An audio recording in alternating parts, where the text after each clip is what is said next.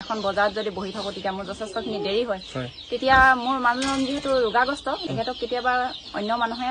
কয় আৰু এনেই ৰোগাগ্ৰস্ত তেখেতক পটকে কয় বোলে তোমাৰ মানুহজনী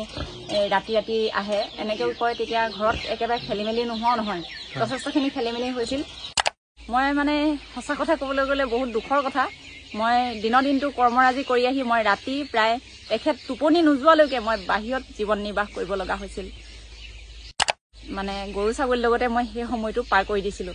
পাৰ কৰি মই নিজৰ জীৱনটোক মই ভাবিছিলো এগৰাকী মই সফল মহিলা হিচাপে থিয় দিব নিশ্চয় পাৰিব লাগিব আৰু পাৰিম নমস্কাৰ আছো চৰাইদেউ জিলাৰ ৰহনত আৰু আপোনালোকে দেখিছে মোৰ হতে এগৰাকী মহিলা আছে যিগৰাকী মহিলাই নিজৰ কৃষি কৰ্মৰ জৰিয়তে নিজৰ যি কৰ্মৰ জৰিয়তে খুব ধুনীয়াকৈ তেখেত সংস্থাপন লাভ কৰিছে নিজে আৰু নিজৰ পৰিয়ালটো খুব ধুনীয়াকৈ পোহপাল দিছে এয়া দেখিছে আপোনালোকে তেওঁৰ যি ছাগলী কিমান সুন্দৰকৈ ছাগলী পোহপাল দিছে এইখিনি ৰাখিছে আপোনাৰ কাঠফুলা আৰু গাহৰি আছে তেখেতে নিজৰ কৰ্মৰ জৰিয়তে খুব ধুনীয়াকৈ স্বাৱলম্বী হৈছে আৰু বহুজনৰ বাবে স্বাৱলম্বিতাৰ খুব অনন্য নিদৰ্শন তেখেতে দাঙি ধৰিছে প্ৰথমে বাইদেউ আপোনাক স্বাগতম জনাইছো আপোনাৰ পৰিচয়টো দিব নমস্কাৰ মোৰ নাম নিৰলা বাইদেউ আপুনি মাছৰুম কৰিছে আৰু কি কৰিছে মই ছাগলী পালন মাছৰুম খেতি গাহৰি পালন মীন পালন আৰু শাক পাচলিও খেতি কৰিছো মানে এইবাৰতো মই ভোট জলকীয়া খেতি কৰিবলৈ লৈছো আৰু ভেন্দি খেতি কৰিছো আৰু কুকুৰা পালন আৰু মই জনাত আপোনাৰ যি স্বামী 2013 বৰ্ষৰ পৰা তেখেত ৰোগাগ্ৰস্ত নহয় জানো তাৰ পাছৰ পৰা আপুনি সম্পূৰ্ণ পৰিয়ালটোৰ দায়িত্ব আপুনিয়ে বহন কৰিছে সম্পূৰ্ণ মই দায়িত্ব পালন কৰি ল'ৰা ছোৱালীকেইটা সৰু অৱস্থাত পৰা মানে পঢ়াই শুনাই গোটেইখিনি দায়িত্বভাৰ গ্ৰহণ কৰি মই এতিয়া সুন্দৰভাৱে নিজৰ ঘৰখন আপোনাৰ উপাৰ্জন খুব ধুনীয়া এটা উপাৰ্জন এতিয়া মই বিশেষকৈ ক'বলৈ গ'লে মই বৰ্তমানে প্ৰাইভেট চাকৰিয়ালসকলে যিমান টকা পায় সেই তাতকৈ মই অলপ বেছি পৰিমাণে উপাৰ্জন কৰিছোঁ নিজৰ কৃষি কৰ্ম হওক বা এনেধৰণৰ কাম কাজৰ পৰা নহয় জানো আপোনাৰ যিখন কাঠফুলাৰ ফাৰ্ম অকণমান চাম দেই হয় আৰু এয়া দেখিছে আপোনালোকে তেখেতে খুব ধুনীয়াকৈ ইয়াত কাঠফুলাৰ খেতি কৰিছে এয়া আৰু খুব ধুনীয়াকৈ স্বাৱলম্বী হৈছে এগৰাকী মহিলা হয় বাইদেউ কিমান আছে ইয়াত কাঠফুলা ইয়াত 200 ওপৰত আছে মই মানে চিলিণ্ডাৰবোৰ সালসলনি কৰি থাকিব লগা হয় মেচিঅত হৈ যোৱাখিনি আমি পেলাই দিওঁ হয় আৰু আপোনাৰ যেহেতু কাঠফুলা আপুনি উৎপাদন কৰি আছে বজাৰৰ ক্ষেত্ৰত অসুবিধা হৈছে নেকি বজাৰৰ ক্ষেত্ৰত মই তেনেধৰণে অসুবিধা পোৱা নাই কিয়নো মই নিজেই মানুহৰ ঘৰে ঘৰে বিক্ৰী কৰো আৰু মই বাগানীয়া ঠাইখিনিলৈ গুচি যাওঁ আৰু মোৰ চাহ চিনাকি এইটো কাৰণে অলপ বেছিও যিহেতু মই আত্মসহায়ক গোটৰ লগত জড়িত জীৱিকা সখী হিচাপে কৰ্মৰত আছিলো সেয়েহে মই গোটেই বজাৰখিনি মই পাওঁ সেইকাৰণে মোৰ কাৰণে বিকিবলৈ অসুবিধা হোৱা নাই আৰু আপোনালোকে দেখিছে এয়া তেখেতে পোৱা মৰম আৰু সন্মান প্ৰগতিশীল মহিলা কৃষক আৰু এয়া বিভিন্ন দল সংগঠন বা চৰকাৰী পক্ষ কৃষি বিভাগ অসম চৰকাৰৰ কৃষি বিভাগ তেওঁলোকে এই প্ৰগতিশীল মহিলা কৃষক ৰূপে এই মহিলাগৰাকী কেনেধৰণে মৰম আৰু সন্মান যাচিছে তেখেতৰ কৰ্মৰ পৰা তেখেতে এই মৰম আৰু সন্মান বুটলিবলৈ সক্ষম হৈছে এয়া দেখিছে বিভিন্ন বঁটা তেখেতে নিজৰ কৰ্মৰ পৰা বুটলিবলৈ সক্ষম হৈছে এয়া মই প্ৰথম ফেজতে 200টা খুনা ভৰাইছিলো 200টা খুনাত এটা খুনাত মই প্ৰায় 3 কেজি মাছৰুম পাওঁ 3 কেজি মানে ট্ৰপ বাই ট্ৰপ হয় আৰু একেলগতে নহয় প্ৰায় এতিয়া মই এই 200টা খুনাৰ পৰা প্ৰায় মই 40,000 টকা পাবলৈ সক্ষম হ'ব প্ৰত্যেক মাহে কাৰণ কেলে এইখিনি মানে 15 দিনৰ পিছতে আমি কাঠফুলা চিলিণ্ডাৰখিনি ওলমাব পাৰো ওলমোৱাৰ পিছত 3 মাহ দিন আমি পাওঁ 3টা তৰপত আমি কাঠফুলাখিনি ছিঙিব পাৰো নতুন বীজ আকৌ নতুনকৈ কৰিবলগীয়া হয় এইখিনি খুনা আমি পেলাই দিওঁ তাৰপিছত আকৌ নতুনকৈ কৰোঁ ইতিমধ্যে আপোনালোকে গম পাইছে এই মহিলাগৰাকীৰ যি স্বামী 2013 বৰ্ষৰ পৰা তেখেত ৰোগাগ্ৰস্ত মানসিকভাৱে তেখেত ৰোগীয়া সেইবাবে ঘৰৰ সকলো দায়িত্ব এই মহিলাগৰাকীয়ে পালন কৰিছে ছাগলী পালন কৰিছে কাঠফুলা খেতি কৰিছে এনেধৰণে মীন পালন কৰিছে এনেধৰণে বিভিন্ন খেতি আৰু এনেধৰণে যি ছাগলী কুকুৰা পালন কৰি তেখেতে পৰিয়ালটো খুব সুন্দৰকৈ পোহপাল দিছে এয়া দেখিছে আপোনালোকে নিজৰ ঘৰতে খুব ধুনীয়াকৈ গাহৰিৰ এখন ফাৰ্ম কৰিছে তেখেতে এয়া দেখিছে ফাৰ্মখন অকণমান দেখুৱাৰ চেষ্টা কৰিছোঁ আপোনালোকক এইকেইটা পোৱালি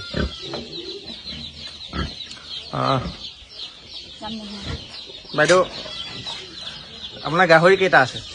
গাহৰি মোৰ পোৱালি আছিলে 18টা পোৱালি তাৰে মই বিক্ৰী কৰিলো 6টা বিক্ৰী কৰিলো ইয়াত আছে 9টা আৰু তাত আছে 4টা তেনেকে কৰি মই পোহপাল কৰি আপোনাৰ গাহৰিৰ পৰা উপাৰ্জন কেনেকুৱা গাহৰিৰ পৰা যথেষ্ট ভাল উপাৰ্জন আছে যিহেতু গাহৰি মাংস আকাৰে বিক্ৰী কৰিলেও এটা গাহৰি যদি 1 কুইণ্টেলৰ ওপৰত হৈ যায় 1 বছৰত তেনেকৈ মাংসত সেইখিনি পইচা পোৱা হয় আৰু গাহৰি পোৱালিত এটা মোটা অংকৰ পইচা আহে যেহেতু এটা পোৱালি মই 6,500 টকাকৈ বিক্ৰী কৰিছো আৰু আমি এতিয়া উপস্থিত হলোহি এই মহিলাগৰাকীয়ে যি মিল পালন কৰিছে এই পুখুৰীৰ পাৰত আমি উপস্থিত হৈছোহি তেখেতে ইমান সুন্দৰকৈ এয়া মীন পালন কৰিছে আপোনালোকক অকণমান দেখুৱাৰ চেষ্টা কৰিছোঁ এই দুটা পুখুৰীত তেখেতে খুব ধুনীয়াকৈ মীন পালন কৰিছে আৰু বছৰি খুব ধুনীয়া এটা উপাৰ্জন কৰিবলৈ তেখেত সক্ষম হৈছে আপোনালোকে দেখিছে এয়া খুব ধুনীয়াকৈ তেখেতে মীন পালন কৰিছে বাইদেউ আপোনাৰ কিমান আছে পৰিমাণটো কিমান পুখুৰীকেইটা পুখুৰী এলেকাটো হয় 1.5 বিঘা 3 বিঘা আছে 3 বিঘা মানে বাউণ্ডাৰীৰ সৈতে 3 বিঘা বাউণ্ডাৰীৰ সৈতে 3 বিঘা দুটা পাৰ্ট কৰিছে আৰু মাছৰ পৰা উপাৰ্জন কেনেকৈ বছৰি মই মাছৰ পৰা প্ৰায় 1.5 লাখ টকা পাওঁ 1.5 লাখ টকা খৰচ আছে যিহেতু মাছক দানা খুৱাব লাগে সেইখিনিৰ কাৰণে মানে খৰচা পাতিটো তাৰ মাজতে আছে কিন্তু 1.5 লাখ টকা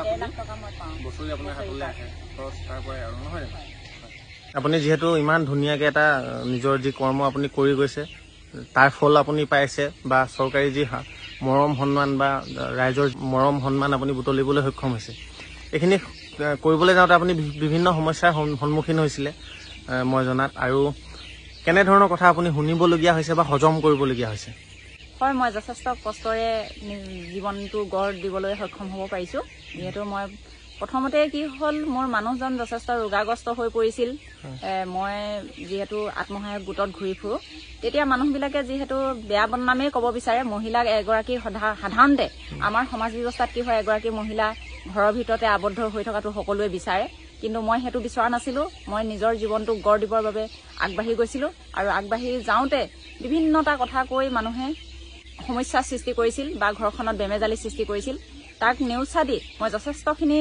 ত্যাগ স্বীকাৰ কৰি আগবাঢ়ি গৈ মই আজি এই ঠাই পাবলৈ সক্ষম হ'ব পাৰিছোঁ মানে ঘৰত অশান্তিৰ সৃষ্টি হৈছিল নহয় হয় যথেষ্ট অশান্তি হৈছিল মই মানে সঁচা কথা ক'বলৈ গ'লে বহুত দুখৰ কথা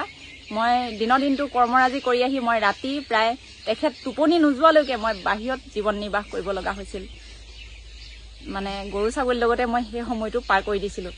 পাৰ কৰি মই নিজৰ জীৱনটোক মই ভাবিছিলোঁ এগৰাকী মই সফল মহিলা হিচাপে থিয় দিব নিশ্চয় পাৰিব লাগিব আৰু পাৰিম আজি মই সেই সফল হ'ব পাৰিছোঁ বুলি মই ভাবিছোঁ হয় আপুনি নিজৰ কৃষি কৰ্মৰ জৰিয়তে যিহেতু খুব ধুনীয়াকৈ স্বাৱলম্বী হৈছে পৰিয়ালটো খুব ধুনীয়াকৈ পোহপাল দিছে নহয় জানো আৰু বিভিন্ন সন্মান সম্বৰ্ধনা আপুনি বুটলিবলৈ সক্ষম হৈছে এই ক্ষেত্ৰত আপুনি অসম চৰকাৰৰ কৃষি বিভাগক কি বুলি ক'ব তেওঁলোকে আপোনালোকৰ যি প্ৰয়োজনীয়তা যি প্ৰয়োজন সেই সামগ্ৰীসমূহ প্ৰয়োজনীয় সামগ্ৰীসমূহ আপোনালোকক দিছে নে আপোনালোকে তেওঁলোকৰ পৰা তেনেধৰণৰ সামগ্ৰীৰ পৰা বঞ্চিত হৈছে কি বুলি ক'ব অসম চৰকাৰৰ যি কৃষি বিভাগ তেওঁলোকক মই ধন্যবাদ জনাব বিচাৰো যিহেতু মোৰ যিখিনি প্ৰয়োজনীয়খিনি মই আমাৰ চাৰ্কুলৰ এয়ে আমাৰ হেমেন বৰুৱা ডাঙৰীয়াক কোৱা হয় আৰু তেখেতৰ জৰিয়তে সকলোখিনি মই পাবলৈ সক্ষম হয় এক কথাত ক'ব গ'লে কৃষি বিভাগৰ তৰফৰ পৰা আপোনালোকে খুব ধুনীয়াকৈ সহযোগ আপোনালোকক কৰিছে তেওঁলোকে নহয় জানো সা সুবিধা সকলোখিনি দিছে মই পাবলৈ সক্ষম হ'ব পাৰিছো হয় আপোনালোকে ইতিমধ্যে দেখিছে মহিলাগৰাকীৰ যি সংগ্ৰাম জীৱন যাত্ৰাত তেখেতে যি সংঘাতৰ সন্মুখীন হৈছিলে বহু ঘাত প্ৰতিঘাত নেওচি তেখেতে আজি এই ঠাই পাইছে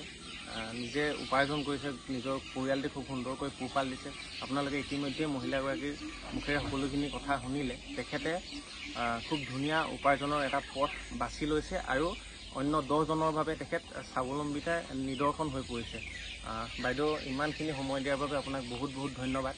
এইখিনিতে আপোনাক আৰু এটা কথা সুধোঁ যিহেতু আপুনি মাছৰুমৰ যি কাঠফুলাৰ যি প্ৰশিক্ষণ বিভিন্ন ঠাইত অসমৰ দিয়েগৈ আপোনাৰ পৰা যদি কোনোবাই প্ৰশিক্ষণ ল'ব বিচাৰে তেন্তে আপোনাক যোগাযোগ কৰিবলৈ আপোনাৰ যি যোগাযোগ নাম্বাৰ মই ভিডিঅ'ত উল্লেখ কৰি দিব পাৰিমনে পাৰিব মই সেইখিনি কৰি আহিছোঁ যিহেতু OIS আমাৰ এটা সংগঠনৰ জৰিয়তে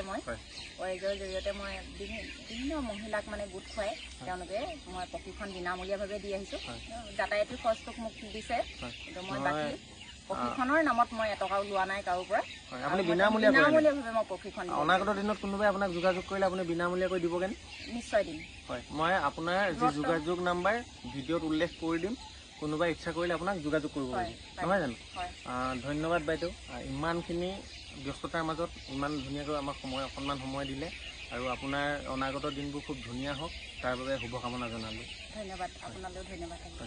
আৰু আপোনালোকে দেখিলে এই মহিলাগৰাকীয়ে কিমান কষ্ট কৰিছে নিজৰ জীৱনটো খুব ধুনীয়াকৈ সজাই তুলিবলৈ, কিমান সংগ্ৰাম কৰিছে ইতিমধ্যে আপোনালোকে দেখিলে। আৰু আজি তেখেতে তাৰ ফল পাইছে, খুব ধুনীয়াকৈ তেখেতে উপাৰ্জনৰ এটা পথ বাছি লৈছে। এনেধৰণৰ নতুন এটা কনচেপ্ট লৈ আকৌ আপোনালোকৰ মাজলৈ অহাৰ চেষ্টা কৰিম। আপোনালোকে যদি ভিডিঅ'টো ভাল পালে তেন্তে ভিডিঅ'টো এবাৰ শ্বেয়াৰ কৰি দিবলৈ নাপাহৰিব। ধন্যবাদ, লগ পাম অন্য এটা নতুন ভিডিঅ'ত।